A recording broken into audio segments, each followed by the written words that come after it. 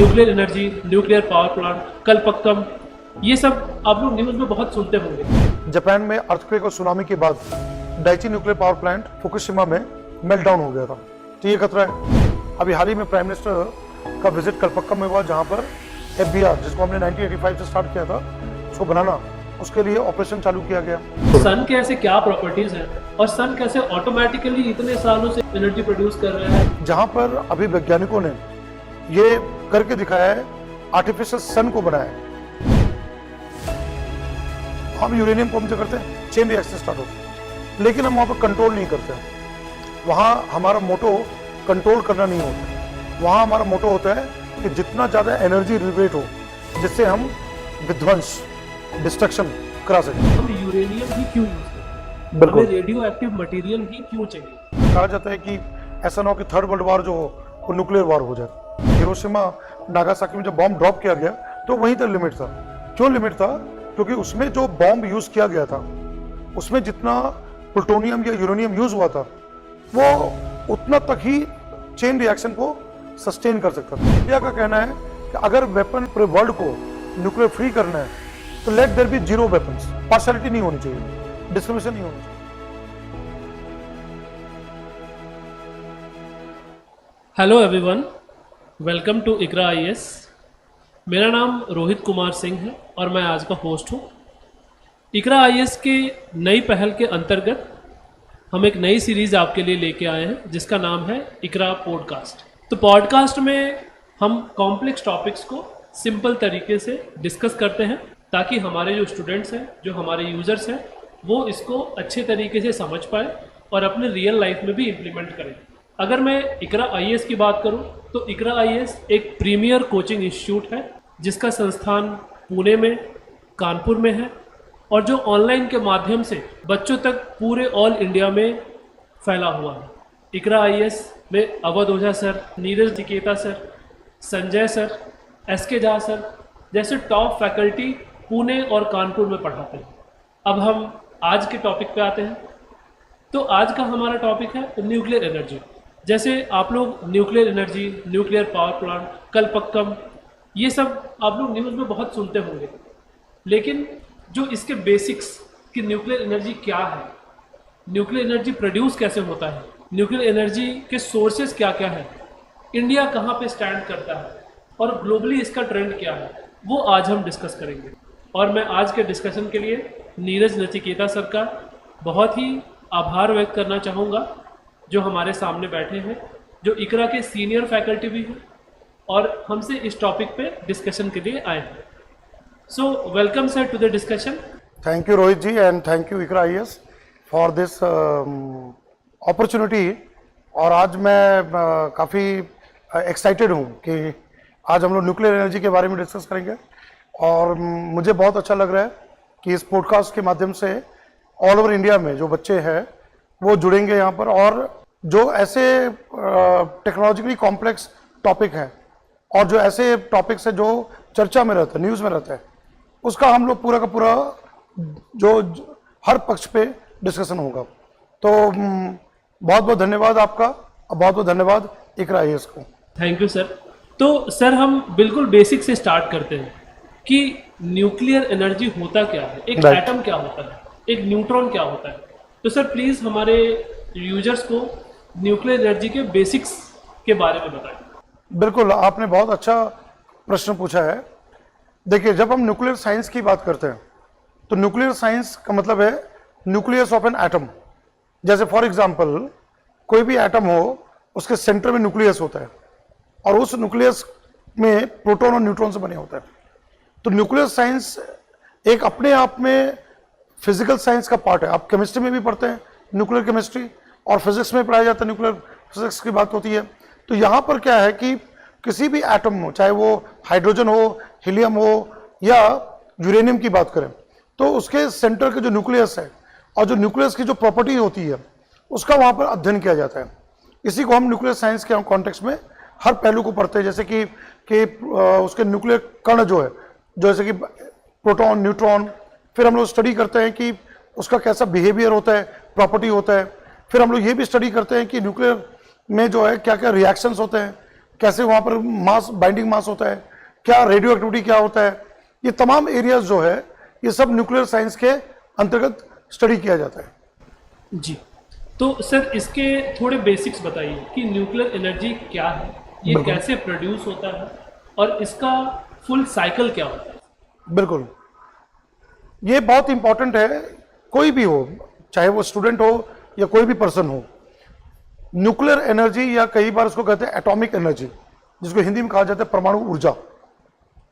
Nuclear energy और atomic energy is the energy which is liberated from nucleus of an atom. मतलब कोई भी nucleus है जो खासतौर पे ऐसे न्यूक्लियस जो कि अनस्टेबल होता है, यानी कि जब वो पूरा तरह का स्थिर नहीं हो पाता है और वो ब्रेक डाउन करता है, तो जब वो ब्रेक डाउन करता है तो उसमें जो मास होते हैं वो एनर्जी में कन्वर्ट होता है। जब आप सब लोगों ने अल्बर्ट आइंस्टाइन का नाम सुना है, तो अल्बर्ट आइंस्टाइन के ही एक फॉर्मूला है E = mc²। यहाँ पर जो मास होता है, यहाँ कहते हैं मास डिफेक्ट, कि जब कोई भी न्यूक्लियस का कोई भी ऐसा रिएक्शन होता है, चाहे वो ब्रेकडाउन हो रहा हो या कई बार क्या होता है फ्यूजन, जहाँ वो कंबाइन करता है, तो वहाँ पर क्या होता है कि जो रिजल्टेंट न्यूक्लियाई बनते हैं उसका टोटल मास और जो जहाँ से स्टार्ट हुआ है, जो प्रेजेंट जहाँ से स्टार्ट हुआ इनिशियल न्यूक्लियस, उसका मास, दोनों के बीच में अंतर होता है। तो यहाँ पर होता है, सवाल उठता है कि वो मास का हुआ क्या। तो ये होता है कि वो जो मास है उसको बोलते हैं मास डिफेक्ट, वो कन्वर्ट हो गया एनर्जी में। तो जैसे न्यूक्लियर एनर्जी होता है तो मुख्यतः दो तरह के होते हैं, फिजन एंड फ्यूजन। तो जब न्यूक्लियर फिजन होता है तो वहाँ पर फिजन में बड़े जो रेडियो एक्टिव न्यूक्लियस जैसे कि यूरेनियम, प्लूटोनियम या अभी भविष्य के लिए थोरियम, वो स्प्लिट करता है जब वो न्यूट्रॉन से बम्बार्ड करता है। जैसे कि खासतौर पर यूरेनियम 235 जो आज हम power plant, nuclear power plant भी यूज करते हैं। दूसरे जगह पे जो है आप सबको पता है सूर्य, सन, स्टार्स में जो सोर्स ऑफ एनर्जी है फ्यूजन है, जिसे हिंदी में कहा जाता है नाभिकीय संलयन, न्यूक्लियर फ्यूजन रिएक्शन। वहां क्या होता है, छोटे न्यूक्लियाई या लाइटर न्यूक्लियाई जैसे कि हाइड्रोजन कंबाइन करके हीलियम बनता है। तो ऐसे कॉम्बिनेशन, वहां भी मास चेंज होता है, वहां भी एनर्जी लिबरेट होता है। आप सबको पता है सूर्य, सन में कितना ज्यादा एनर्जी है ना। साथ साथ में को पता है जो स्टार्स होते हैं, गैलेक्सीज में कितनी एनर्जी आती है वहां पर। Fusion is very powerful than fission. साथ में एक और ध्यान रखने वाली बात है कि जब हम फ्यूजन एनर्जी की बात करते हैं तो जब लाइट न्यूक्लियाई कंबाइन करता है, हाइड्रोजन ड्यूटेरियम जो उसका आइसोटोप है या ट्रिटियम जो उसका आइसोटोप है, तो वहां पर क्या होता है, उसके लिए हमें हाई टेम्परेचर चाहिए। इसलिए कई बार फ्यूजन रिएक्शन को थर्मोन्यूक्लियर रिएक्शन भी कहा जाता है। Thank you sir. सर आपने बड़े ही सिंपल तरीके से लोगों को फिजन और फ्यूजन का डिफरेंस बताया। तो सर मैं बीच में एक छोटा सा पॉइंट ऐड करूंगा। तो सन में ऐसा क्या प्रॉपर्टी है, जैसे आपने कहा कि फ्यूजन के लिए बहुत ह्यूज टेम्परेचर चाहिए जिससे वो प्रोड्यूस हो पाएगा, तो सर सन के ऐसे क्या प्रॉपर्टीज हैं और सन कैसे ऑटोमेटिकली इतने सालों से अब एनर्जी प्रोड्यूस कर रहा है, लाइट्स प्रोवाइड कर रहा है, अर्थ को आता है, तो सर वो कैसे कंटिन्यूअसली कर पा रहे हैं। अगर हमारे पास भी वैसे बॉल मिल जाए, छोटा सा बॉल मिल जाए जो पूरे अर्थ को सस्टेन कर दे, तो सर वो कैसा होगा। बिल्कुल बिल्कुल, आपने बहुत अच्छा क्वेश्चन पूछा है। मैं इसमें दो चीजों को बताऊंगा। कोई भी स्टार होता है, सन इज अवर स्टार, है ना, सूर्य हमारा एक तरह का तारा है। हर स्टार के सेंटर में कोर होता है। आप समझिए कि वो एक तरह का भट्टी है, फर्नेस है। उस कोर में हाइड्रोजन बेस्ड फ्यूजन रिएक्शन होता है। जैसे जब स्टार का बनना होता है, ये ज्योग्राफी में पढ़ा भी जाता है, सोलर सिस्टम, और जैसे यूनिवर्स जब हम स्टडी करते हैं तो हम यूनिवर्स में पढ़ते हैं कि stars are born in nebula, gas and dust का नेबुला होता है, जहां पर कंबाइन होने के बाद गुरुत्वाकर्षण बल, ग्रेविटेशन फोर्स जब वो बनता है, कंबाइन होता है, तो जब वो करीब आता है और हाई टेम्परेचर जब प्रोड्यूस होता है तो फ्यूजन रिएक्शन होना स्टार्ट होता है। तो जब फ्यूजन रिएक्शन होता है तो उसमें कोर बनता है। उसी कोर के बाद धीरे धीरे बाकी से जो एनर्जी का जो पार होता है, यानी कि उसके जो विस्तार होता है, जैसे उसका वायुमंडल बनता है, सन का भी अपना एटमॉस्फेयर है, कोरोना बोलते हैं उसको। Corona is the outermost part of the sun's atmosphere, chromosphere, photosphere, बीच में कोर होता है। इसी तरह हर स्टार में होता है। दूसरा यहाँ पर बहुत इंपॉर्टेंट बात जो आपने बताया कि अगर हम उसको अर्थ में करना चाहे तो क्या ये मुमकिन है? तो अब साइंस एंड टेक्नोलॉजी एडवांस कर चुका है, जहां पर अभी वैज्ञानिकों ने ये करके दिखाया है, आर्टिफिशियल सन को बनाया है। चाइना में किया गया है कि लैब में एक तरह का रिएक्टर होता है, टोकामैक रिएक्टर बोलते हैं, एक विशेष तरह का रिएक्टर होता है टोकामैक, है ना। उस रिएक्टर के अंदर हाई टेम्परेचर प्लाज्मा, जैसे सन और स्टार क्या है, आयनाइज स्टेट में होता है, हाइड्रोजन हीलियम प्लाज्मा होता है। उन्होंने चाइना में लैब के अंदर टोकामैक रिएक्टर में सबसे ज़्यादा टेम्परेचर को वहाँ पर किया गया है, उसको आर्टिफिशियल सन कहा गया है उस रिएक्टर को। उसी तरह अभी हाल ही में साउथ कोरिया ने के स्टार नामक एक रिएक्टर है, उसमें सबसे हाईएस्ट टेम्परेचर को प्रोड्यूस किया गया। तो कहने का मतलब है कि अगर हम चाहें तो कंट्रोल्ड फ्यूजन रिएक्शन हम अर्थ पे भी, पृथ्वी पे भी कर सकते हैं, और यह भविष्य में होगा। अभी तो जो भी पावर जनरेशन होता है न्यूक्लियर रिएक्टर के द्वारा, या जहाँ जहाँ न्यूक्लियर पार्क है, चाहे वो यूएस हो, यूरोप हो, इंडिया हो, जितने कंट्रीज में है, सब के सब फिजन को यूज करते हैं, जहाँ यूरेनियम 235 को स्लो न्यूट्रॉन से बम्बार्ड किया जाता है, और जहाँ यूरेनियम ब्रेक करता है बेरियम, क्रिप्टन, डॉटर न्यूक्लियाई, और उसमें फिर न्यूट्रॉन्स प्रोड्यूस होते हैं, फिर उसको स्लो करके बाकी चेन रिएक्शन को कंट्रोल किया जाता है। लेकिन जो आपने पूछा कि क्या ये बॉल बन सकता है, यस, ये बन सकता है, और भविष्य जो है फ्यूजन बेस्ड पावर जनरेशन होगा। Thank you sir.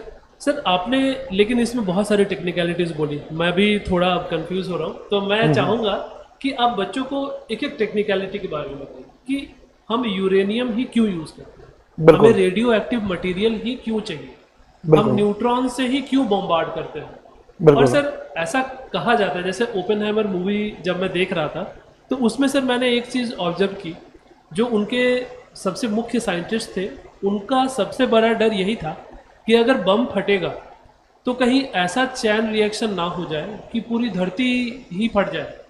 तो सर ये मतलब उस समय मुझे भी डर लगा कि कहीं ऐसा ना हो, कहीं उस समय ऐसा क्या हुआ कि जापान में जो ब्लास्ट हुआ वो जापान तक ही रुक गया, वो चेन रिएक्शन इंडिया तक क्यों नहीं पहुंचा, वो यूएस तक क्यों नहीं पहुंचा। तो सर थोड़ा सा हमें और बेसिक्स में बताइए कि इन सारे चीज़ों को।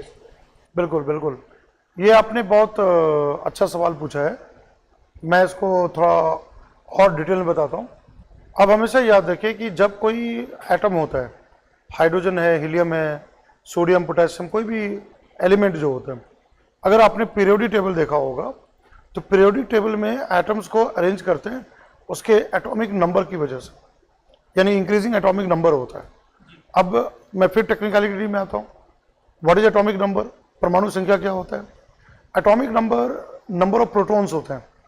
कोई भी एटम का जो सेंटर में न्यूक्लियस होता है उसमें दो फंडामेंटल पार्टिकल्स होते हैं, प्रोटॉन्स एंड न्यूट्रॉन्स, उससे बना होता है। जितनी संख्या में प्रोटॉन होता है उसके अकॉर्डिंग एटॉमिक नंबर होता है, और वही संख्या इलेक्ट्रॉन के नंबर के बराबर होता है जो कि न्यूक्लियस के बाहर होता है। दूसरा होता है मास नंबर। मास नंबर क्या होता है कि किसी भी न्यूक्लियस का मास, राइट, और न्यूक्लियस में क्या पाए जाते हैं? प्रोटॉन्स और न्यूट्रॉन्स। तो अगर हम किसी भी एलिमेंट के एटम के न्यूक्लियस को लें और उसमें total number of protons and neutrons के मास को निकाल लें तो हमें टोटल मास ऑफ न्यूक्लियस मिलता है। लेकिन जब हम कहते हैं मास नंबर, कहने का मतलब है कि वो नंबर क्या है, संख्या क्या है, तो वो टोटल नंबर ऑफ प्रोटॉन्स और न्यूट्रॉन्स होता है। अब मैं जो पार्ट पे आ रहा हूँ कि जैसे आपने पूछा कि यूरेनियम क्यों, या ऐसा क्या होता है जो रेडियो एक्टिविटी होता है, तो जब हम पीरियोडिक टेबल देखते हैं और जब हम एलिमेंट्स को अरेंज करते हैं इंक्रीजिंग एटॉमिक नंबर, बढ़ते हुए परमाणु संख्या के आधार पे, तो क्या होता है कि प्रोटॉन की संख्या बढ़ती जाती है।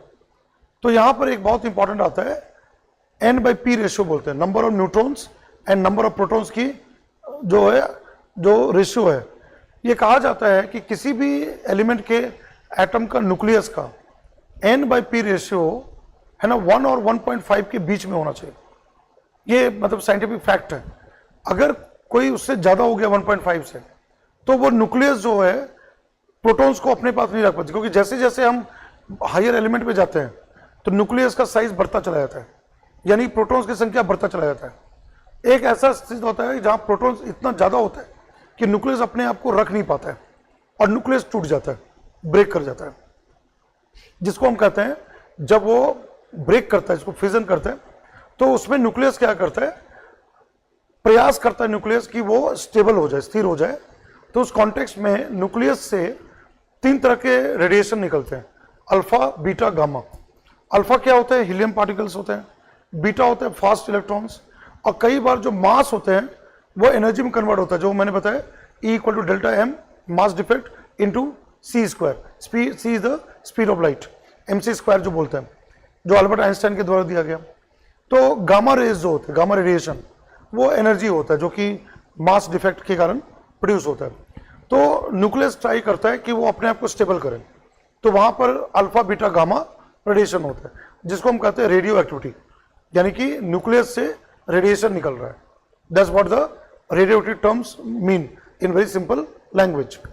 अब मैं आपके तीसरे पार्ट पे आता हूं, जो आपने कहा कि जो यूरेनियम का है न्यूट्रॉन सेम क्यों करते हैं। ऐसा होता है कि जब हम किसी भी एटॉमिक न्यूक्लियाई की बात करते हैं तो वहाँ एक होता है आइसोटोप बोलते हैं। क्या होता है आइसोटोप? ऐसे न्यूक्लियाई होते हैं जो सेम एलिमेंट का होता है, मानिए कि एलिमेंट सेम है, यूरेनियम ही है, लेकिन उसकी मास संख्या अलग होती है, मास नंबर अलग होती है। दैट मीन्स यूरेनियम का 2 आइसोटोप्स है, यूरेनियम 235 और यूरेनियम 238। यूरेनियम 235 जो है उसकी आइसोटोप का वहाँ मास संख्या कम है, 238 का ज़्यादा है। तो 238 एक तरह का स्टेबल होता है क्योंकि N/P रेशियो 1 और 1.5 के बीच में। अब वहाँ क्या है कि जब हम यूरेनियम 235 लेते हैं तो वो अपने आप में विखंडित नहीं होता है। आई मीन टू से uranium 235 itself does not undergo fission. उसको फिजन कराने के लिए हमें न्यूट्रॉन को पास करना होता है। तो जब हम न्यूट्रॉन को पास करते हैं, व्हेन वी ऐड न्यूट्रॉन्स, अब वो भी ध्यान रखा जाए, नॉट फास्ट, स्लो न्यूट्रॉन। जब हम स्लो न्यूट्रॉन को पास कराते हैं यूरेनियम न्यूक्लियस के, तो यूरेनियम 235 क्या करता है, उस न्यूट्रॉन को कैप्चर करता है, इसको बोलते हैं न्यूट्रॉन कैप्चर।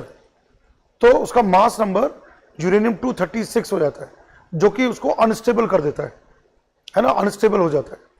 और उसके कारण क्या होता है, वो ब्रेक करता है, वो ब्रेक करता है ताकि वो स्टेबल हो जाए। तो ये उसका जो बेसिक कॉन्सेप्ट है उस पर काम करता है। सर लेकिन आप सर मेरा पिक्चर वाला आंसर नहीं दिए सर। जैसे मैं थोड़ा सा उसमें फिर से जानना चाहूंगा बिल्कुल कि सर जैसा कि मुझे सर समझ आ रहा है कि बेसिकली होता क्या है कि जो हायर एलिमेंट्स हैं उनका न्यूक्लियर मतलब उनका न्यूक्लियस अनस्टेबल होता है। तो अगर न्यूक्लियस अनस्टेबल है तो उसे तोड़ना आसान है, तो अगर वो टूट रहा है तो उस वजह से जो मास डिफरेंस है उस वजह से एनर्जी प्रोड्यूस होती है। बिल्कुल ठीक है, तो सर क्या मुख्यतः यही रीजन है कि वो अनस्टेबल है, इसलिए हम उनको न्यूक्लियर रिएक्शन में यूज करते हैं? बिल्कुल बिल्कुल। और सर अगर वो अनस्टेबल है तो सर अगर एक बार न्यूट्रॉन ने हिट किया तो आई थिंक वो एलिमेंट भी न्यूट्रॉन रिलीज करेगा। बिल्कुल तो बिल्कुल। ऐसा नहीं, ये मन में लोगों को डर आता है, जैसे ओपेनहाइमर मूवी देख के मुझे आया कि अगर एक न्यूट्रॉन से हजारों ऐसे न्यूट्रॉन्स प्रोड्यूस हो रहे हैं तो कहीं ये ऐसा चेन रिएक्शन ना बन जाए बिल्कुल बिल्कुल पूरी दुनिया को ही ध्वस्त कर दे। तो बिल्कुल। उस चीजों को कैसे रोका जाता है और वो कैसे बनता है? बिल्कुल बिल्कुल बिल्कुल। मैं इस पर थोड़ा प्रकाश डालता हूँ, लाइट डालता हूँ। ये जो समझना है, ये अभी जो मैंने जो समझाया कि फिजन क्या होता है, अनस्टेबल होता है, हायर एलिमेंट का जो आपने बताया वो सही है। क्या होता है, जब यूरेनियम 235 को स्लो न्यूट्रॉन से जब बॉम्बार्डमेंट करते हैं तो जब वो ब्रेक करता है, अनस्टेबल होकर ब्रेक करता है, तो डॉटर न्यूक्लियाई बनाते हैं जैसे बेरियम, क्रिप्टन, और उसमें 3 न्यूट्रॉन्स और प्रोड्यूस होते हैं। यानी कि वो 3 न्यूट्रॉन्स 3 यूरेनियम को फिर स्ट्राइक कर सकते हैं। ठीक है, तब जैसे 3 न्यूट्रॉन निकला, अब वो 3 न्यूट्रॉन एक न्यूट्रॉन को फिर यूरेनियम करेगा, फिर वो 3 न्यूट्रॉन प्रोड्यूस करेगा। तो आप समझिए कि पहला यूरेनियम जो एक न्यूट्रॉन स्ट्राइक कर रहा है 3 न्यूट्रॉन्स बना रहा है, अब ये 3 न्यूट्रॉन 3 यूरेनियम को स्ट्राइक करेगा। अब फिर वो यूरेनियम जब ब्रेक करेगा वो भी 3-3 न्यूट्रॉन्स प्रोड्यूस करेगा। तो यानी कि पहले में 3 न्यूट्रॉन आया, अब ये 3 न्यूट्रॉन 3 यूरेनियम को स्ट्राइक कर रहा है, हर एक यूरेनियम 3-3 प्रोड्यूस करेगा, यानी कि 27 न्यूट्रॉन्स। फिर 27 न्यूट्रॉन्स 27 यूरेनियम को स्ट्राइक करेगा, हर एक यूरेनियम फिर 27 × 3। कहने का मतलब है एक तरह का चेन रिएक्शन होता है, यानी कि एक यूरेनियम से 3 न्यूट्रॉन 3 यूरेनियम को ब्रेक करेगा, अब हर यूरेनियम से 3-3 न्यूट्रॉन और प्रोड्यूस होगा, फिर वो 3 और यूरेनियम को ब्रेक करेगा। तो ऐसे करते करते हजारों की संख्या में जो है न्यूट्रॉन का प्रोडक्शन होता है और हजारों के यूरेनियम न्यूक्लियाई को वो ब्रेक करता है। इसी को कहते हैं चेन रिएक्शन, जो इसका मेन कॉन्सेप्ट है, चेन रिएक्शन कहते हैं। अब रही बात कि जब हम चेन रिएक्शन की बात करते हैं, अब ये दो तरह का हो सकता है, या तो कंट्रोल्ड चेन रिएक्शन या अनकंट्रोल्ड चेन रिएक्शन। जब हमें इलेक्ट्रिसिटी जनरेट करना होता है, जब हमें पावर जनरेट करना होता है, जैसे कि न्यूक्लियर रिएक्टर में, तो वहां हम क्या करते हैं, इसी फ्यूजन चेन रिएक्शन को कंट्रोल करते हैं। उसके लिए न्यूक्लियर रिएक्टर में कोर होता है, जहां पर न्यूक्लियर रॉड को रखा जाता है, जहां यूरेनियम 235 है, और जब हम न्यूट्रॉन पास कराते हैं, जब चेन रिएक्शन स्टार्ट होता है, तो उसको न्यूट्रॉन की संख्या को कंट्रोल करने के लिए कंट्रोलर रॉड्स होते हैं, बेरियम या कैडमियम के बने हुए रॉड्स होते हैं। क्या ये रॉड करता है? ये न्यूट्रॉन को एब्जॉर्ब करता है। कहने का मतलब ये है कि जब हमें कंट्रोल ढंग से चेन रिएक्शन कराना है, तो हमें न्यूट्रॉन्स जो बन रहा है, लगातार जो बन रहा है, जो एक चेन की तरह बन रहा है, उस न्यूट्रॉन्स को हमें हटाना होगा, रिमूव करना होगा। तो इसके लिए क्या किया जाता है कि कंट्रोल चेन रिएक्शन में न्यूक्लियर रिएक्टर में न्यूक्लियर रॉड को इंसर्ट किया जाता है कोर में, ताकि वो न्यूट्रॉन्स को एब्जॉर्ब कर ले, ताकि इतना ही न्यूट्रॉन्स रहे जिससे रिएक्शन हो पाए और एनर्जी लिबरेट हो, जिससे हम इलेक्ट्रिसिटी या बिजली बना सकें।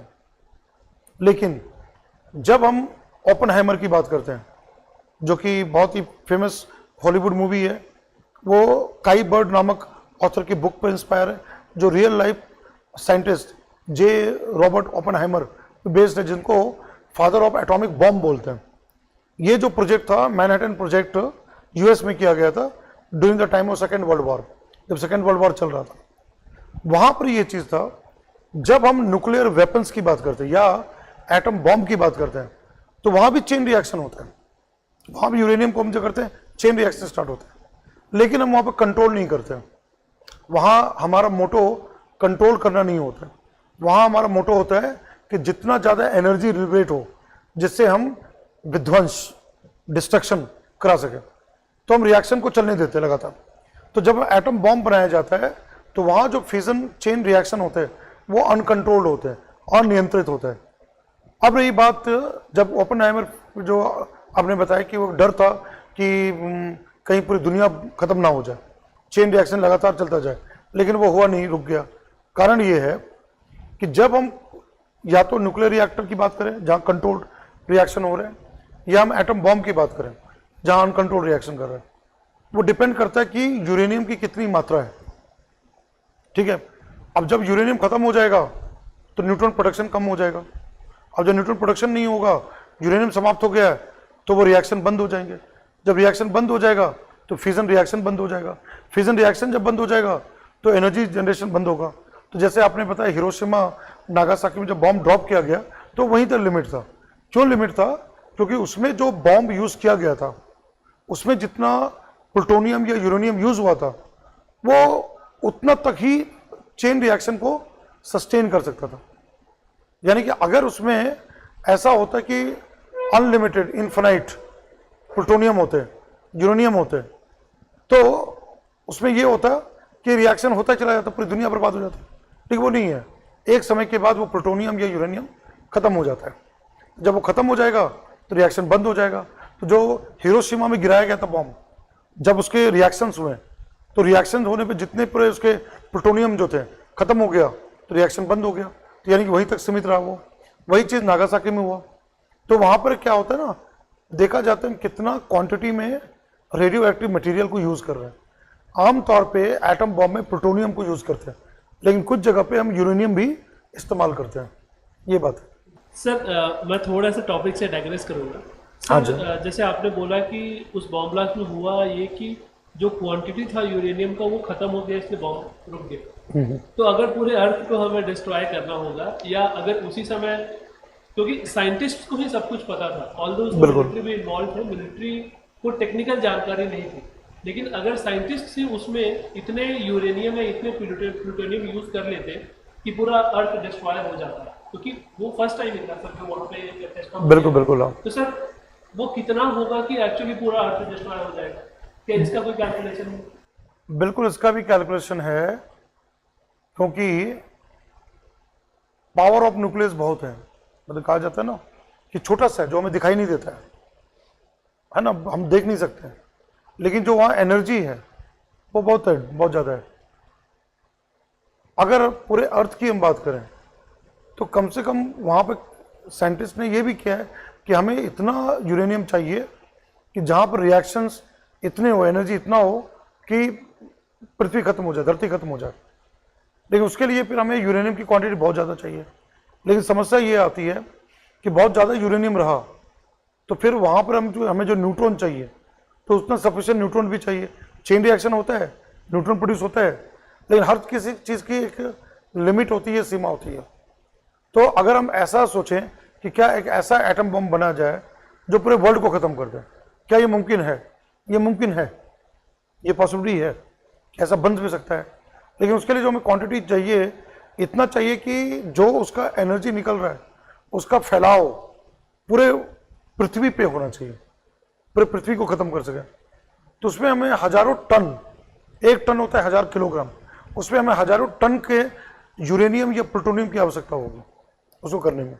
यानी कि वो एटम बम बनाने में ही बहुत बड़ा वेपन में तैयार करना होगा।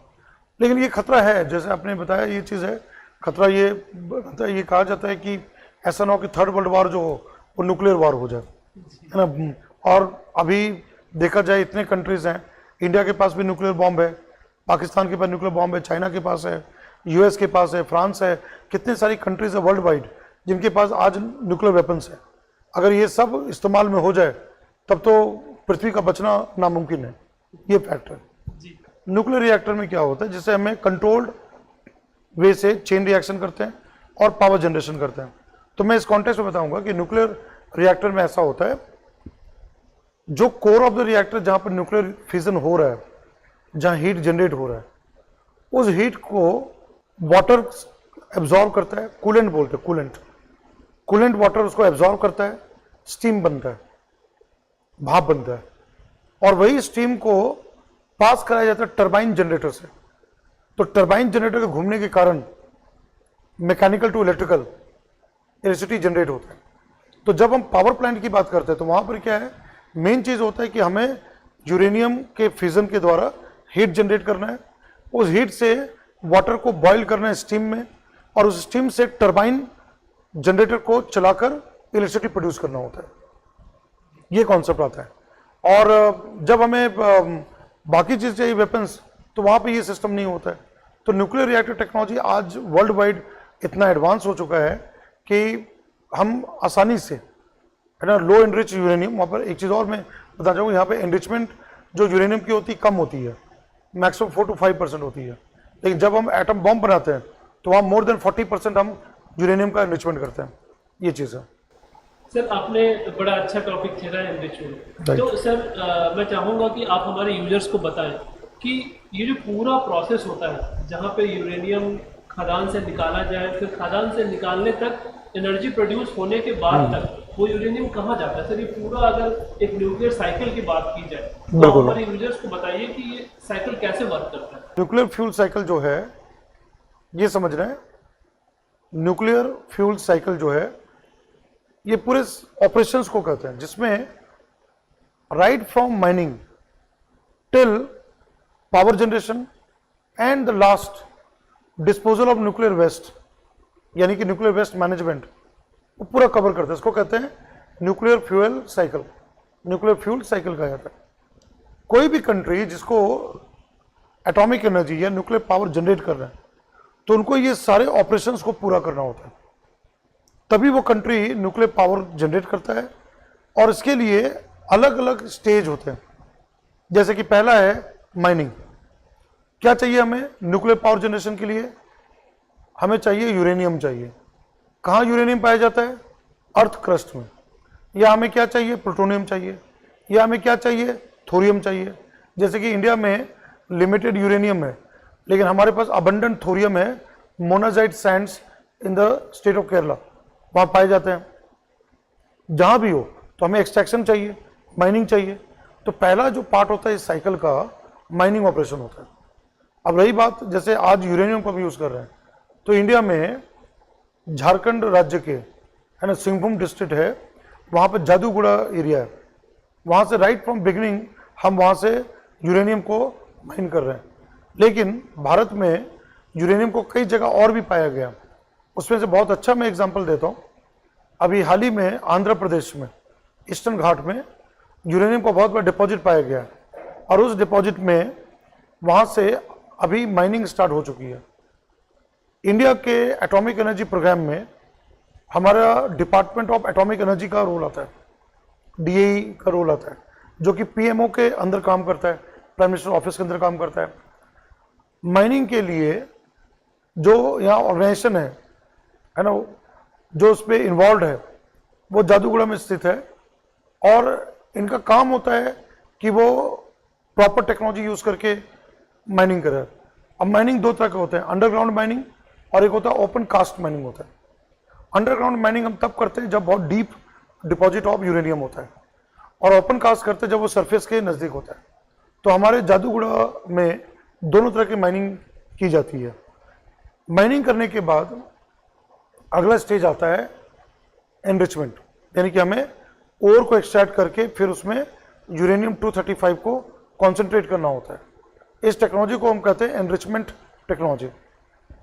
एनरिचमेंट जो है ज़्यादातर हम दो जगह करते हैं, एक जहाँ माइनिंग साइट है, जहाँ हम ओर को प्यूरिफाई कर रहे हैं, माइनिंग के बाद वहाँ एनरिच किया जाता है, या दूसरा होता है Bhabha atomic research centre bark, जो कि साइंटिफिक ऑर्गेनाइजेशन है, ट्रॉम्बे में स्थित है, वहाँ किया जाता है, या न्यूक्लियर पावर प्लांट के पास किया जाता है। एनरिचमेंट में एक टेक्नोलॉजी यूज होता है अल्ट्रा सेंट्रीफ्यूगेशन, यानी कि दो आइसोटोप होते हैं जो नेचुरल यूरेनियम, दो आइसोटोप होते हैं, यूरेनियम 235, यूरेनियम 238। तो हमें एनरिच करना होता है 235 को, क्योंकि वो फिजन होता है। तो सेंट्रीफ्यूज की मदद से उनके कॉन्सेंट्रेशन को बढ़ाया जाता है, इसको कहते हैं एनरिचमेंट प्रोसेस। अगले बार फिर क्या होता है, एक बार हमने एनरिच कर दिया तो उसको हम ऑक्साइड फॉर्म में होता है, यूरेनियम ऑक्साइड या कार्बाइड कहते हैं। एक बार यूरेनियम 235 हमने कॉन्सेंट्रेट कर लिया, हमने एनरिच कर लिया, अगला स्टेज आता है फैब्रिकेशन। ना व्हाट इज फैब्रिकेशन? ये जितने यूरेनियम ऑक्साइड होते हैं या कार्बाइड होते हैं, इनको सॉलिड फॉर्म में पेलेट बोलते हैं, पेलेट में कन्वर्ट करते हैं और उनको एक सिलिंड्रिकल ट्यूब, जिसको बोलते हैं फ्यूल रॉड बोलते हैं, उसमें पैक किया जाता है और फिर ऐसे फ्यूल रॉड का बंडल बनाया जाता है, 100, 200, 500, वो डिपेंड करता है रिएक्टर की कैपेसिटी पे। तो इस प्रोसेस को कहते हैं फैब्रिकेशन। भारत में फैब्रिकेशन के लिए अलग से संस्था है जो कि हैदराबाद में न्यूक्लियर फ्यूल कॉम्प्लेक्स बोलते हैं, जहाँ पर ये यूरेनियम को पेलेट बना के पैक करके फ्यूल रॉड्स को तैयार किया जाता है, असेंबल किया जाता है और इसको भेजा जाता है अलग अलग न्यूक्लियर रिएक्टर्स जो कि हमारे इंडिया में अलग अलग न्यूक्लियर पार्क्स में। तो ये सबसे इंपॉर्टेंट। नेक्स्ट क्या होता है, जब ये रिएक्टर में जाता है तो वो उसको रखा जाता है कोर में, वहाँ पावर जनरेशन होता है। अब जैसे कि भारत में न्यूक्लियर रिएक्टर्स कहाँ कहाँ हैं, ट्रॉम्बे, कलपक्कम, तारापुर, कुडनकुलम, नरोरा, काकरापार, काइगा, रावत भाटा, ये सभी जगह पे हमारे न्यूक्लियर पार्क्स, वहाँ ये रॉड्स जाते हैं, न्यूक्लियर रिएक्टर में यूज़ किया जाता है। अब जब रिएक्शन होता है तो पावर जनरेट होता है।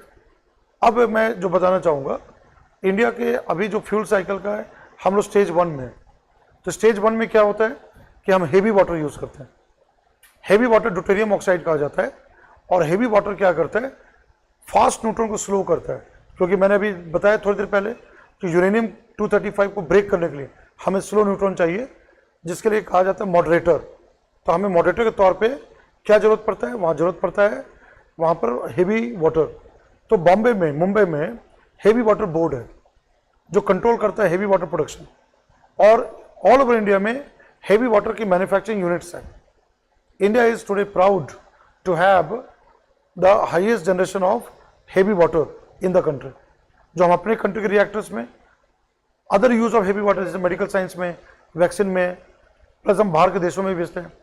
तो पावर जनरेशन होता है, हेवी वाटर से मॉडरेट किया जाता है, जो हम रिएक्टर में यूज़ करते हैं, प्रेशराइज वाटर रिएक्टर हम यूज़ करते हैं।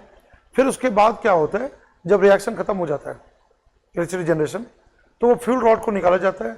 उसमें जो बच गया है highly hazardous radioactive nuclear waste होता है, जो कि बहुत डेंजरस है, क्योंकि इसमें गामा रेज वगैरह होते हैं।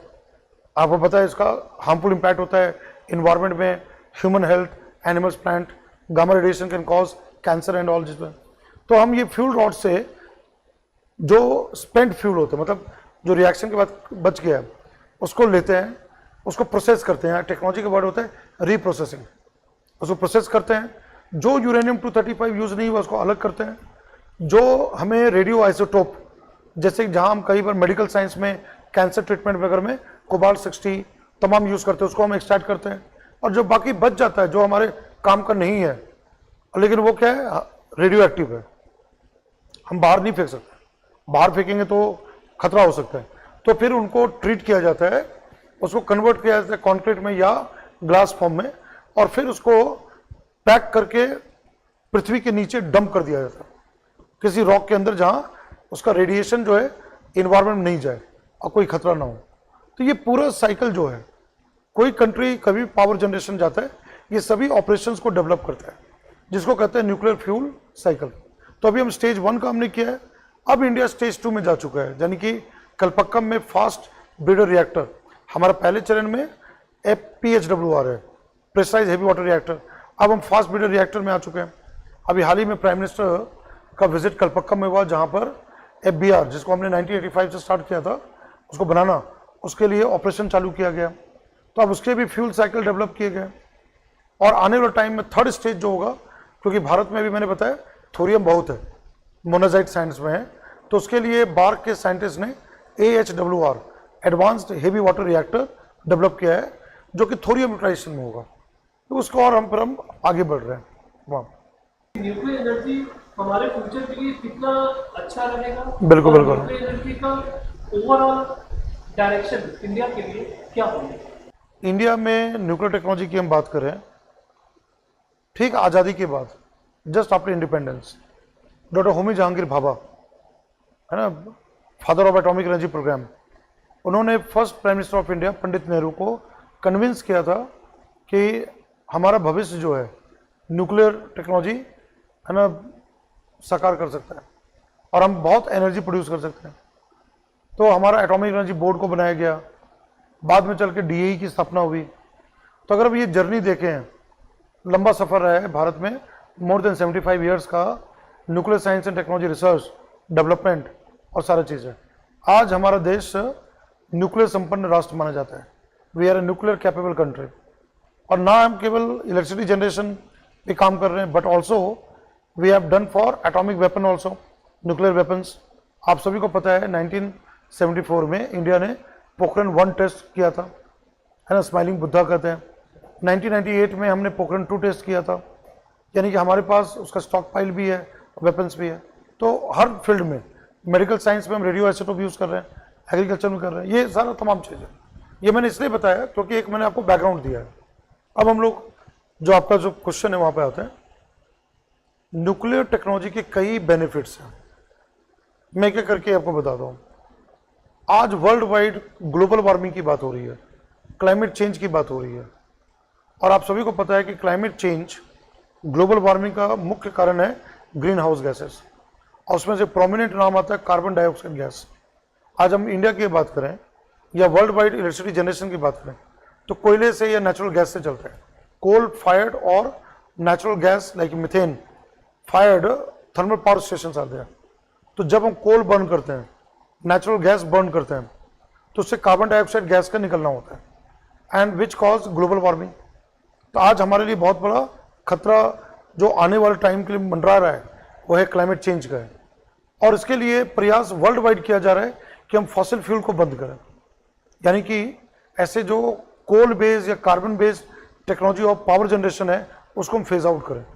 इस संदर्भ में मैं यहाँ हाईलाइट करूँगा, इन्वायरमेंट जब आप पढ़ते हैं तो वहाँ पर आता है एक बहुत इंपॉर्टेंट ग्लोबल कन्वेंशन है, UNFCCC, United nation framework convention on climate change, जिसके अंतर्गत पहले क्योटो प्रोटोकॉल था, जहाँ पर क्लाइमेट चेंज को फाइट करने के लिए, ग्रीन हाउस गैसेज को कम करने के लिए, और अभी वर्तमान में पेरिस एग्रीमेंट है। India has also sign Paris agreement. तो हमें धीरे धीरे क्या करना है, उनमें क्या रखा गया है प्रावधान कि countries should go to net zero, यानी कि कहने मतलब कार्बन एमिशन कम करना है। कहने का मतलब है हमें फॉसिल फ्यूल से नॉन फॉसिल फ्यूल में जाना है। तो जब हम नॉन फॉसिल फ्यूल की बात करते हैं तो हमारे पास दो विकल्प हैं। एक है रिन्यूएबल पावर, सोलर, विंड, सौर ऊर्जा, पवन ऊर्जा, तमाम ऐसे नवीकरणीय ऊर्जा है, रिन्यूएबल एनर्जी। और दूसरा जो हमारा जो आता है वो है न्यूक्लियर टेक्नोलॉजी है, न्यूक्लियर पावर है।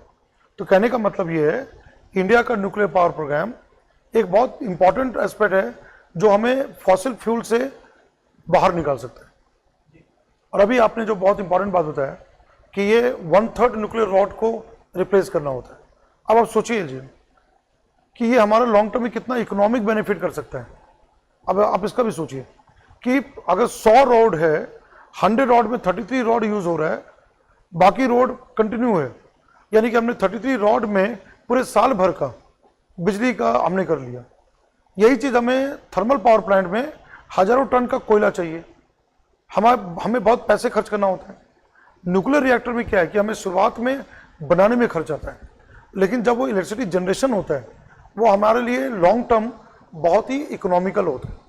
तो दूसरा बेनिफिट क्या है, अगर हम लॉन्ग टर्म इकोनॉमिकल एस्पेक्ट बात होता है तो हमें उसमें पैसे की बचत है, हमारे फाइनेंस की बचत है, हमारे बजट का बचत है, तो वो हम कर सकते हैं।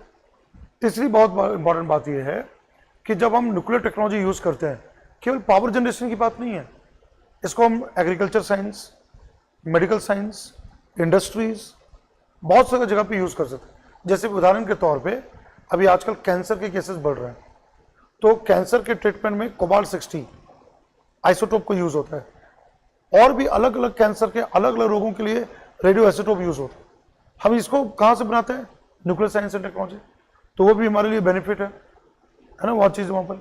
तो कहने का मतलब ये है कि अगर हमें सस्टेनेबल फ्यूचर चाहिए, अगर हमें आगे के लिए एनर्जी सिक्योरिटी चाहिए, तो हमें न्यूक्लियर टेक्नोलॉजी को बढ़ाना होगा। जी सर, ये तो पॉजिटिव साइड हो गया, और मुझे लगता है कि ये हमारे देश के लिए क्या पूरी दुनिया के लिए अच्छा है। लेकिन बिल्कुल सर, जब हम नेगेटिव साइड की बात करते हैं, क्योंकि अगर मैं अपने जनरेशन की बात करूं तो हमारी जनरेशन चेरनोबिल और फुकुशिमा इंसिडेंट जो हुआ था उसको देख के इतनी डरी है कि आई थिंक कहीं ना कहीं लोगों के मन में डर है कि अगर न्यूक्लियर पावर जो अटैक जापान में हुआ था, अगर वही अटैक कोई रोग कंट्री, कोई ऐसी कंट्री जिसके पास इसकी टेक्नोलॉजी आ जाए और वो इतना बड़ा बॉम्बिंग करे कि वो खुद को भी मारे और साथ में 50 और कंट्रीज को मारे, तो सर ये सब जो खतरा है न्यूक्लियर एनर्जी को लेके कि इसको रेगुलेट कैसे किया जाए, इसको मैनेज कैसे किया जाए, इसके पूरे सप्लाई चेन को कैसे कंट्रोल किया जाए ताकि इसका मिसयूज ना हो, तो थोड़ा सा इंडियन पर्सपेक्टिव से और ग्लोबल पर्सपेक्टिव से बताइए कि ऐसे कौन से संस्थान हैं, ऐसी कौन सी रेगुलेशन है और ऐसे कौन से अस्त्र हैं जो कंट्रीज यूज कर रहे हैं ताकि इसका मिसयूज हम रोक सकें। बिल्कुल बिल्कुल, आपने बहुत अच्छा क्वेश्चन पूछा है। मैं इसके बारे में बताना चाहूँगा कि nuclear technology dual use technology है, पीसफुल यूज भी है, मिलिट्री एप्लीकेशन भी है। Nuclear technology double edge sword है, इसका बेनिफिट भी है, पॉजिटिव साइड भी है जो मैंने अभी बताया, साथ साथ में नेगेटिव साइड भी है, जैसे गामा रेडिएशन है, रेडियो एक्टिव मटेरियल है, साथ साथ में एक्सीडेंट की, जैसे आपने बहुत अच्छा नाम लिया चेरनोबिल डिजास्टर, यूक्रेन में है, अभी तो यूक्रेन है, उस टाइम पे सोवियत यूनियन का पार्ट था। 1986 में ये डिजास्टर हुआ था, और 2011 में मार्च के महीने में जापान में अर्थक्वेक और सुनामी के बाद Daiichi nuclear power plant Fukushima में मेल्ट डाउन हो गया था। तो ये खतरा है। बहुत साल पहले 3 माइल्स आइलैंड यूएस में दुर्घटना हो चुका है। तो कहने का मतलब ये है कि न्यूक्लियर एक्सीडेंट है ना, उसकी भी संभावनाएं होती है, और अगर आपको पता है न्यूक्लियर एक्सीडेंट हो तो वो भी एक एटम बम से कम नहीं है। जैसे कि एटम बम नुकसान पहुंचाता है, वैसे न्यूक्लियर एक्सीडेंट भी पहुंचाता है। उसका बहुत भयावह स्थिति चेरनोबिल में हुआ था, और अभी फुकुशिमा की बात जो है। तो जब हम इसकी नेगेटिव चीज़ को देखते हैं, और एक तरह का जो अभी आपने बताया कि जो न्यूक्लियर वेपन्स कई कंट्रीज के पास है और कहीं वो गलत हाथ में न चला जाए, किसी ऐसे ऑर्गेनाइजेशन के पास चला जाए, टेररिस्ट ऑर्गेनाइजेशन के पास, या किसी ऐसे कंट्रीज में चला जाए जो उसका गलत इस्तेमाल करे, तो ये सब खतरा है, नेगेटिव चीज़ बनी हुई है। तो मैं यहाँ पर 2-3 बहुत अच्छी चीज़ों को हाईलाइट करता हूँ। पहला है, यूएन के अंदर, यूनाइटेड नेशंस के अंदर एक संस्था है IAEA, international atomic energy agency. ये ऑस्ट्रेलिया में है ना, ऑस्ट्रेलिया में हेडक्वार्टर्ड है। IAEA को न्यूक्लियर वॉचडॉग बोलते हैं। कहने का मतलब पूरे वर्ल्ड भर में जहाँ जहाँ भी न्यूक्लियर यूज़ हो रहा है, न्यूक्लियर टेक्नोलॉजी डेवलपमेंट हो रहा है, उस पर वो नज़र रखता है ना। एक तो ये चीज़ है। तो कोई भी, जैसे फुकुशिमा में एक्सीडेंट हुआ तो वहाँ भी आईएए के साइंटिस्ट जाके चीज़ों को देखा, वहाँ सारी चीज़ों को कंट्रोल करने का प्रयास किया गया। दूसरा जो बहुत अहम बात आपको याद रखना है, ग्लोबल लेवल पे इसको कंट्रोल करने के लिए ट्रिटीज़ हैं, कई सारी संधियाँ हैं। मैं एक करके हाईलाइट करता हूँ। एक ट्रिटी आता है पीटीबीटी, पार्शियल टेस्ट बैन ट्रिटी, जिसपे ये प्रतिबंध लगाया गया, बैन लगाया गया कि कोई भी न्यूक्लियर बॉम्ब या एटॉमिक वेपन टेस्ट है ना, वाटर में नहीं होना चाहिए, एयर में नहीं होना चाहिए, या ग्राउंड में नहीं होना चाहिए, ना तो आउटर स्पेस में होना चाहिए, बाह्य अंतरिक्ष में भी नहीं होना चाहिए।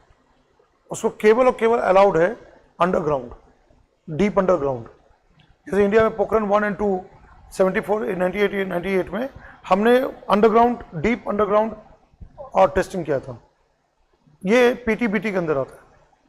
जब शुरुआत में, जब वर्ल्ड वॉर 2 के बाद, हिरोशिमा नागासाकी के बाद, यूएसए और सोवियत यूनियन दोनों आपस में आर्म्स रेस में थे, है ना। उसमें दोनों देश लगातार न्यूक्लियर बॉम्ब बना रहे थे, टेस्ट कर रहे थे। वो एयर में, कभी समुद्र में टेस्टिंग हो रहा था। उसका बहुत खतरनाक इन्वायरमेंटल इम्पैक्ट हो रहा था, बहुत सारे नेगेटिव इम्पैक्ट्स हो रहे थे। तो उनको रोकने के लिए पीटीबीटी लाया गया, जहाँ केवल अंडरग्राउंड टेस्टिंग को किया गया। अब इसी डायरेक्शन में एक और यूएन का प्रयास है, CTBT, comprehensive test ban treaty. क्या है कॉम्प्रिहेंसिव टेस्ट बैन ट्रीटी? कि कहीं भी कोई भी टेस्ट नहीं होगा, मतलब total zero nuclear weapon test. लेकिन दुर्भाग्य की बात है, ये ट्रीटी सीटीबीटी अभी तक रेटिफाई नहीं हुआ है, इम्प्लीमेंट नहीं हुआ है। इसका मेन मुद्दा ये है, 5 कंट्रीज हैं वर्ल्ड में, है ना, जिसको सिक्योरिटी काउंसिल का परमानेंट मेंबर्स दिया गया है यूएन के अंदर। US, UK, Russia, France and China, ये 5 सिक्योरिटी काउंसिल के परमानेंट मेंबर्स हैं। इनका ये कहना है कि ये न्यूक्लियर वेपन्स इसलिए रखना चाह रहे हैं ताकि बाकियों को रोका जा सके। मतलब उनकी सोच ऐसी है कि न्यूक्लियर वेपन्स होगा तो बाकी लोगों पे एक ये होता है ना, वार्निंग होगा कि वो ना यूज करें। और ये लोग हैं जो कि CTBT, comprehensive test ban treaty को प्रॉपर वे से रेटिफाई होने पे नहीं आगे बढ़ रहे हैं। अब मैं जो तीसरी बात को बताना चाह रहा हूँ, बहुत इंपॉर्टेंट बात है, आप लोगों को पता भी होगा। एक और ग्लोबल ट्रीटी है, एनपीटी कहते हैं, nuclear non proliferation treaty. Nuclear non proliferation treaty या एनपीटी को यूएन के द्वारा, संयुक्त राष्ट्र के द्वारा इसलिए लाया गया ताकि न्यूक्लियर टेक्नोलॉजी का मिसयूज ना हो, गलत इस्तेमाल ना हो, और एक आर्म्स रेस को रोका जा सके। न्यूक्लियर आर्म्स रेस है, उस पर कुछ रोक लगाई जा सके। न्यूक्लियर नॉन प्रोलिफरेशन ट्रीटी में एक बहुत बड़ी समस्या ये रह गई, जिसके कारण ये पूरी तरह सक्सेसफुल नहीं भी रहा है। वो ये है कि 5 कंट्रीज जो भी मैंने नाम बताया सिक्योरिटी काउंसिल के permanent members, US, UK, Russia, China and France, ये केवल अपने पास न्यूक्लियर बॉम्ब बना कर रख सकते हैं, और बाकी कंट्रीज जो एनपीटी साइन कर रहे हैं या रेटिफाई जो कर रहे हैं साइन करने के बाद, उनको न्यूक्लियर वेपन्स बनाने की और रखने की मंजूरी नहीं है। They can not keep nuclear weapons. Yes, these countries can use peaceful purpose, यानी कि शांतिपूर्ण उपयोग हो सकता है, power generation, electricity generation, medical science, agriculture, industry use कर, लेकिन वेपन्स नहीं रख सकते। तो यहाँ पर 3 कंट्रीज का नाम है, मैं इसमें और भी ऐड करूंगा 2 और। 3 कंट्रीज शुरुआत से ही, right from beginning, India, Pakistan और इजराइल।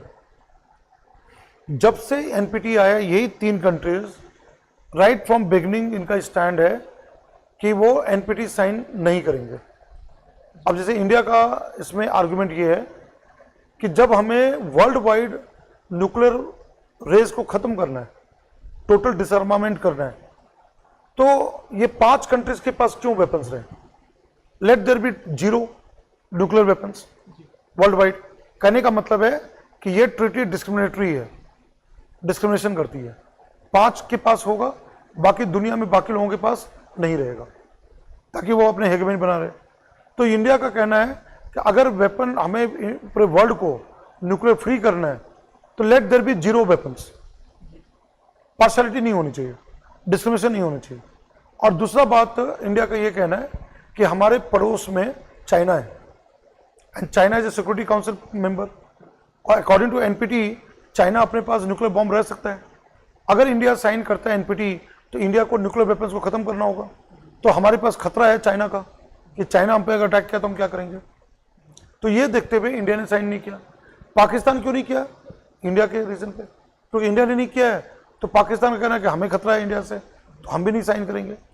इजराइल क्यों नहीं किया? आपको पता है जूइश स्टेट है, वहाँ का आपको पता है जियो पॉलिटिक्स क्या चल रहा है, जो पैलेस्टाइन इश्यू वगैरह है, तो इसराइल भी अपने लेवल पे कि हम भी वेपन्स रखेंगे। ये 3 कंट्री शुरुआत से। अब मैं 2 और ऐड करूंगा, north Korea, right. North Korea पहले ये ट्रीटी में साइन हुआ था, ज्वाइन भी किया, बाद में बाहर आ गया, मतलब विड्रॉ कर गया। तो नॉर्थ कोरिया आपको पता है, नॉर्थ कोरिया साउथ कोरिया वो भी एक कॉन्फ्लिक्ट बना हुआ है, तो वो वहाँ एक कंट्री, तो चौथा कंट्री है नॉर्थ कोरिया जो कि ज्वाइन करने के बाद विड्रॉ कर गया। 5वां जो कंट्री है सूडान है। अब आपको पता है सूडान 2 पार्ट में डिवाइड हो चुका है, नॉर्थ एंड साउथ। तो जो साउथ सूडान जो बना है, जो न्यू सूडान बना है, जो नया सूडान है, तो उन्होंने साइन नहीं किया है, मतलब उन्होंने ज्वाइन नहीं किया है। तो ये कहना मतलब ये 5 कंट्रीज एनपीटी के बाहर है ना, एनपीटी के बाहर वहाँ पर आता है। तो ये एक ग्लोबल फ्रेमवर्क है जो यहाँ पर चीज़ है। आईएईए का यहाँ रोल ये होता है कि वो नज़र रखता है, निगरानी रखता है कोई भी चीज़ें, और वहाँ करता है। उनका 3 बहुत, अब जो 3rd पॉइंट में जो बता रहा हूँ मैं, जो वो ये है nuclear safety, nuclear security, nuclear safeguard. ये 3 इंपॉर्टेंट पिलर्स इंटरनेशनल लेवल पे होता है आईएईए की निगरानी पे। और ये जो ट्रीटीज की जो मैंने बात की, संधियों के बारे में बात जो किया, न्यूक्लियर सिक्योरिटी का मतलब होता है कि जो न्यूक्लियर टेक्नोलॉजी है, जो न्यूक्लियर का जो यूज़ है, क्योंकि हम उसको डाइवर्सिफाई कर सकते हैं एटम बम बनाने में, तो उसको सिक्योर रखा जाए। इसीलिए आप देखेंगे जो न्यूक्लियर टेक्नोलॉजी या न्यूक्लियर प्रोग्राम होता है टोटल गवर्नमेंट कंट्रोल होता है। न्यूक्लियर सेफ्टी का कहना मतलब है कि एक्सीडेंट को रोका जाए, है ना। जहाँ पर न्यूक्लियर पावर जनरेशन हो रहा है वहाँ पर सेफ्टी मेजर्स होना चाहिए, रिएक्टर सेफ होना चाहिए, उसमें कोई लीकेज नहीं होनी चाहिए, जान माल का हानि नहीं होना चाहिए, इन्वायरमेंट को नुकसान नहीं होना चाहिए, जैसे चेरनोबिल उसकी बात था। और तीसरी बात जो है न्यूक्लियर सेफगार्ड। क्या है सेफगार्ड? क्योंकि डुअल यूज होता है न्यूक्लियर टेक्नोलॉजी का, तो सेफगार्ड ये कहता है कि अगर कोई कंट्री किसी भी रिएक्टर का यूज पीसफुल पर्पज से कर रहा है, यानी कि इलेक्ट्रिसिटी जनरेशन के लिए, वो उसको डाइवर्ट करके यूरेनियम को निकाल के या प्लूटोनियम को निकाल कर एनरिच करके एटम बॉम्ब ना बनाए। मतलब उनको अगर दिया गया है पीसफुल यूज करने के लिए, वो उसको डाइवर्ट करके वेपनाइज ना करें। ये होता है सेफगार्ड। तो ये तीसरा फ्रेमवर्क होता है इंटरनेशनल लेवल पे। जी, थैंक यू सर। आपने बहुत ही डिटेल में इंडिया का स्कोप, ग्लोबल स्कोप और इसको कैसे पिलफरेज की रोका जाए, आपने बहुत ही डिटेल में इसका बताया, ट्रीटीज के बारे में बताया। सर एक सवाल ऐसे लाइटर नोट पे, सर आपको क्या लगता है न्यूक्लियर फ्यूजन कब तक हम डेवलप करेंगे? मैं इसका जवाब बहुत सिंपल टर्म कहता हूँ, डेवलप हो चुका है। न्यूक्लियर फ्यूजन बन चुका है, राइट। अब मैं इसमें एग्जांपल दे रहा हूँ। ये टेक्नोलॉजी को प्रूव कर दिया गया है, लैब में भी कर दिया गया है, और अभी हाल ही में इंडिया भी उसका मेंबर कंट्री है। साउथ के फ्रांस के दक्षिणी भाग में एक प्रोजेक्ट चल रहा है, ईटर बोलते हैं, ITER, international thermo nuclear experimental reactor. World का सबसे बड़ा टोकामैक जो कि रिएक्टर है, जो कि प्लाज्मा, हाई एनर्जी प्लाज्मा के थ्रू फ्यूजन, हाइड्रोजन, क्योंकि फ्यूजन किस में होता है? हाइड्रोजन में होता है। तो hydrogen based high temperature plasma और फ्यूजन को कंट्रोल्ड वे से कराने के लिए ये वर्ल्ड का सबसे बड़ा टोकामैक रिएक्टर कंस्ट्रक्ट किया जा रहा है। इसमें 37 कंट्रीज पार्टिसिपेट कर रहे हैं। यूरोपियन यूनियन जो कि ग्रुप ऑफ कंट्रीज है, China, India, Japan, Russia, US, south Korea, ये सारे कंट्रीज इसमें है। इंडिया भी अपने साइंटिस्ट को वहाँ भेजा है, इंजीनियर्स को भेजा है जो ऑन द स्पॉट काम कर रहे हैं। इंडिया कई उसके इंस्ट्रूमेंट जो डिवाइसेस है वहाँ वो दे रहा है, इंडिया फंड दे रहा है। कहने का मतलब है कि काम चालू हो गया और ये कहा जा रहा है जल्दी भविष्य में ये टेक्नोलॉजी डेवलप रहेगी और इंडिया में भी हम फ्यूजन पावर कराएंगे। Thank you sir. Sir before going to our last section जो Right. मैंने अभी आपसे बात करते करते इनोवेटिवली एक मैंने डिस्कवर किया जो आपके लिए सरप्राइज होगा सर। बिल्कुल। Before going to that section sir आप एक पर्सपेक्टिव दीजिए हमारे यूजर्स को कि ग्लोबली जो न्यूक्लियर टेक्नोलॉजी है पावर जनरेशन के लिए उसमें अलग अलग कंट्रीज कहाँ स्टैंड करती है और उनके पावर में उनका क्या कंट्रीब्यूशन आता है। बिल्कुल बिल्कुल, मैं इसमें बताऊंगा कि अभी जैसे यूक्रेन रशिया वॉर चल रहा है, ठीक है, यूक्रेन रशिया वॉर में लास्ट ईयर एक बहुत इंपॉर्टेंट नाम आया है Zaporizhzhia. Zaporizhzhia nuclear power plant है और न्यूज़ में इसलिए हुआ था कि रशिया का कुछ मिसाइल मतलब वो एग्जैक्टली हिट नहीं किया, उसके आसपास वहाँ पर फटा था। तो एक ये कहा गया कि कहीं गलती से वो मिसाइल अगर वो न्यूक्लियर पावर प्लांट में लग जाता तो बहुत बड़ी दुर्घटना या बहुत बड़ा डिजास्टर हो जाता, जैसे यूक्रेन में चेर्नोबिल हुआ था 1986 में। आप जान के हैरान होंगे यूक्रेन एक छोटा कंट्री है, ठीक है, लेकिन यूक्रेन में जो पावर जनरेशन होता है वो न्यूक्लियर रिएक्टर्स, यानी कि being a European country, being a very small country, it generate highest nuclear power. क्योंकि आमतौर पे लोग सोचते हैं कि यूएस नंबर 1 होगा, है ना, बाकी कंट्रीज नंबर 1 होगा। यूक्रेन जैसी छोटी कंट्री में जो वहाँ का पावर जनरेशन है न्यूक्लियर रिएक्टर्स पे, और वहाँ कई न्यूक्लियर रिएक्टर्स हैं। और अब इसका रीज़न ये रहा है कि पहले रशिया क्या था, यूएसएसआर, सोवियत यूनियन, तो उस टाइम पे कई ऐसे रिएक्टर्स को लगाया गया। फिर आता है रशिया का नाम, बहुत सारे न्यूक्लियर रिएक्टर्स वहाँ पर है, पावर जनरेशन हो रहा है। यूएस का नाम आता है, यूएसए में कई सारे न्यूक्लियर रिएक्टर्स हैं। फिर जो आप सभी को पता है जापान, जापान में भी मतलब आप ये जान के हैरान होंगे कि वहाँ भी ज़्यादातर पावर जनरेशन जो है वो न्यूक्लियर रिएक्टर से करते हैं। और जो मैंने फुकुशिमा का मैंने नाम बताया तो वहाँ पर भी है। तो Japan, China, US, Russia, then France, European country France का नाम आता है जो कि न्यूक्लियर रिएक्टर बेस्ड है, वहाँ काफ़ी न्यूक्लियर रिएक्टर से वो इलेक्ट्रिसिटी जनरेट करते हैं, है ना। ऑस्ट्रेलिया, क्योंकि ऑस्ट्रेलिया और कनाडा 2 ऐसे कंट्रीज हैं जिनके पास सबसे ज़्यादा यूरेनियम का डिपॉजिट है, सबसे ज़्यादा यूरेनियम है उनके पास। इंडिया में लिमिटेड लेकिन उनके पास ज़्यादा है, तो वो बहुत इलेक्ट्रिसिटी जनरेट करते हैं वहाँ पर। तो ये सारे जो 10 कंट्रीज़ हैं इनके पास ज़्यादा है। अगर हम डेवलपिंग कंट्रीज़ की बात करें तो इंडिया एंड चाइना का नाम आता है जिनके पास ये चीज़ है। पाकिस्तान है, वहाँ भी पावर जन, लेकिन डेवलपिंग कंट्री बहुत कम है। जैसे मैं उदाहरण के तौर पे इंडिया का बताता हूँ, इंडिया का हम टोटल इलेक्ट्रिसिटी पावर जनरेशन उसका बास्केट लें तो हमारा न्यूक्लियर पावर जस्ट 2% है। Although we are expanding our nuclear power program, हम लोग अपने न्यूक्लियर पावर प्रोग्राम को एक्सपेंड कर रहे हैं। हमारा टारगेट है कि इंडिया में 50 रिएक्टर्स हों। अभी वर्तमान में 22 रिएक्टर्स काम कर रहे हैं, लेकिन हम प्लान कर रहे हैं 50 रिएक्टर्स का प्लान कर रहे हैं कि 50 रिएक्टर्स हों। अभी जितना हम न्यूक्लियर पावर जनरेट कर रहे हैं हम उसे डबल से ज़्यादा जनरेट करना चाहते हैं 2035 तक। ये हमारा चल रहा है वहाँ पर, लेकिन वर्तमान में जस्ट 2% है, लेस देन 2%। तो डेवलपिंग कंट्रीज़ का कम है, ज़्यादातर डेवलप कंट्रीज़ का है। और उस और इंडिया भी ट्राई कर रहा है। अब जैसे मैंने बताया कि हमें भी सस्टेनेबिलिटी चाहिए, हमारे पास थोरियम बहुत ज़्यादा है, इसलिए हमारे फाउंडिंग फादर जो है डॉक्टर भाभा, उन्होंने 3 स्टेजेस न्यूक्लियर पावर प्रोग्राम का नींव रखा है ना। आज हम स्टेज 2 में पहुंच चुके हैं। अभी हाल में प्राइम मिनिस्टर कलपक्कम गए तो FBR फास्ट ब्रीडर रिएक्टर की स्टार्ट हुआ है। अब हम FBR से क्या कर सकते हैं, हमारे देश में जो मोनाजाइट सैंड में थोरियम है, थोरियम से निकाल कर अब हम 3rd स्टेज में जल्दी जाएंगे, AHWR advance heavy water reactor, जहां हम थोरियम को यूज़ करेंगे। इंडिया के पास इतना थोरियम है, मतलब आप ये समझे कि वर्ल्ड का 1/4 थोरियम भारत के पास है, कि हम आने वाले 250 साल तक हम इलेक्ट्रिसिटी थोरियम बेस्ड रिएक्टर से कर सकते हैं। तब उस और हम बढ़ रहे हैं। साथ में मैंने बताया कि अभी न्यूक्लियर फ्यूजन रिएक्शन की बात हो रही है, तो न्यूक्लियर फ्यूजन बेस पे ईटर प्रोजेक्ट जो ITER प्रोजेक्ट, चाइना ने आर्टिफिशियल सन बनाया, India is also part of ITER project, तो हम उसकी ओर बढ़ रहे हैं जहाँ हाइड्रोजन बेस्ड पावर जनरेशन हो।